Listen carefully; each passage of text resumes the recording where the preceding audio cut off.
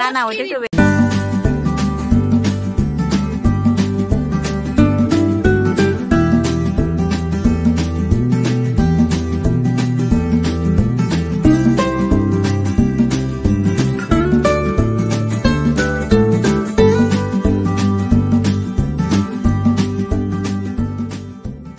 নমস্কার, গাল্প জীবনের একটি নতুন ব্লগে আমি শিল্পী সবাইকে স্বাগত জানাচ্ছি।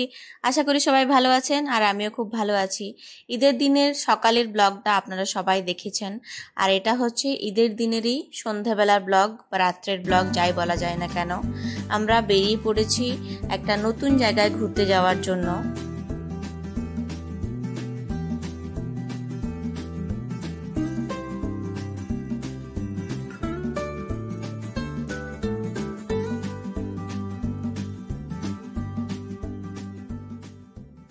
বাহরাইনের এই পার্কটিতে আগে আমরা কোনোদিনও আসিনি, তাই ঈদের ছুটিতে নতুন একটা জায়গা ঘুরবো বলেই এই পার্কটি আমরা চুজ করে এখানে ঘুরতে চলে এসেছি। পার্কটি ঘোরার জন্য একটা সামান্য অ্যামাউন্ট পেমেন্ট করতে হয়েছিল, টিকিট কাটতে হয়েছিল, তবে বেশি একটা নয়, খুবই অল্প সামান্য একটু।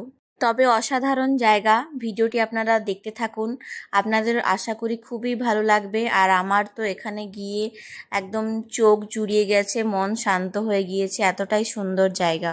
এই পার্কের মধ্যে কি কি আছে আপনারা আস্তে আস্তে দেখতে পারবেন। আপাতত দেখতে পাচ্ছেন যে পুরো পার্কটি কত গাছ আছে, বিভিন্ন ধরনের গাছ আছে। বাহরাইনে তো সেরকম একটা গাছ দেখা যায় না, সবুজ প্রায় বাহরাইনে দেখাই যায় না। তাই এই পার্কটিতে এসে চারিপাশে যখন সবুজ গাছ দেখতে পাচ্ছি, ঘাস দেখতে পাচ্ছি, তো চোখ একদম জুড়িয়ে যাচ্ছে। ঈদের সময় সব মানুষই নতুন জামা কাপড় পরে, তাই আমিও পরে নিয়েছি একটা নতুন ড্রেস, যেটা কিছুদিন আগেই কিনেছিলাম। আর এরকম সবুজ কালারটা ইদানিং আমার খুবই ভালো লাগছে, তাই এই ঈদের সময় বা পয়লা বৈশাখ যেটাই বলা যায় না কেন, এরকম কালারের আমি দুটো ড্রেস কিনেছিলাম, যেটা আপনারা ভিডিওতে আস্তে আস্তে দেখতে পারবেন আমি পরবো আরও অন্য কোনো দিন। পার্কটি অনেকটা অংশ নিয়ে আছে, অনেকটাই বড়। আর পার্কের দুই পাশে দুটো পুকুর আছে, পুকুরে কিন্তু সাদা রাজহাঁস প্রচুর আছে, যেগুলো কিছু বসে আছে, কিছু জলের মধ্যে খেলা করে বেড়াচ্ছে। আর পুকুরের মধ্যে এত মাছ আছে যে ধারণার বাইরে, আমি তো দেখেই অবাক হয়ে গিয়েছি। এই যে দেখুন, হাঁসগুলো বসে আছে এখন।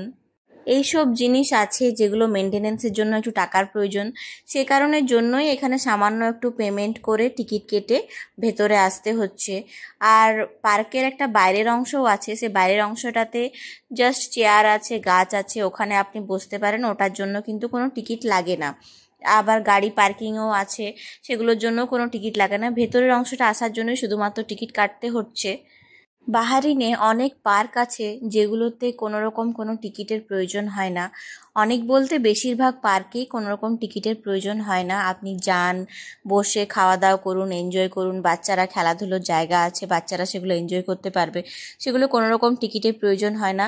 জাস্ট কিছু কিছু জায়গায় আছে যেগুলোতে টিকিট কাটতে হয়। সিঁড়ি বেয়ে এখন উপরে চলে এলাম। উপরে একটা ছাদ টাইপের অংশ আছে, এখান থেকে চারিপাশের ভিউটা আরও সুন্দর। আমার ভিডিওগুলো আপনাদের কেমন লাগছে সেটা কিন্তু অবশ্যই কমেন্টে জানাবেন। যারা চ্যানেলে নতুন নতুন ভিউ করছেন তারা চ্যানেলটি সাবস্ক্রাইব করে নেবেন, বাহরাইন সম্বন্ধে আরও নতুন নতুন ভিডিও দেখতে, বাহরাইন সম্বন্ধে আরও কিছু তথ্য জানতে। বাহরাইনের লাইফটা এমনই হ্যাট্রিক টাইপের যে সকাল থেকে কখন রাত হয়ে যায় বোঝাই যায় না।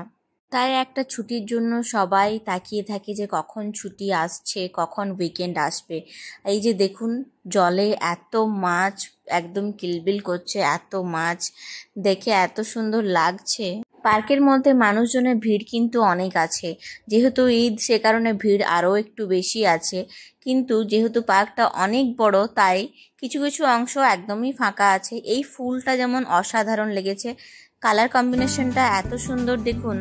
ভিডিওর বাকি অংশটা এরকম স্টোরির মাধ্যমেই আপনারা এনজয় করুন। আর কেমন লাগলো কমেন্টে অবশ্যই জানাবেন। Thank you.